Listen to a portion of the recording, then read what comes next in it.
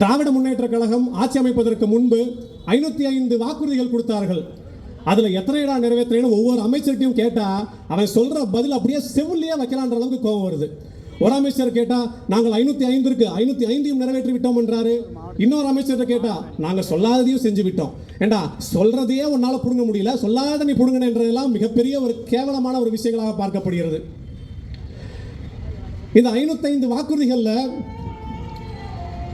மிகவும் பாதிக்கப்பட்டது யார் தெரியுமா? உங்கள் வீட்டு பிள்ளைகள், எங்கள் வீட்டு பிள்ளைகள், நம் வீட்டு பிள்ளைகள். அப்படி என்ன பாதிப்படைஞ்சாங்க? அந்த 505 வாக்குறுதிகளுக்கும் நம் வீட்டு பிள்ளைகள் பாதிப்படைஞ்சதுக்கு என்ன சம்பந்தம்? மாணவர்களுக்கு மிகப்பெரிய துரோகத்தை செய்தது திராவிட முன்னேற்ற கழகம். அதுல முதல் துரோகம் என்ன தெரியுமா? நாங்கள் ஆட்சிக்கு வந்தால் ஒரே கையெழுத்தில் நீட்டை ஒழித்து தள்ளிவிடுவோம்னு அப்பா, மகன், தங்கை, ஆபாச பேச்சாளர்கள் 64 பேருன்னு மேடை ஏறி ஏறி சொன்னானுங்களா இல்லையா? நீட்டு ஒழிஞ்சுதா?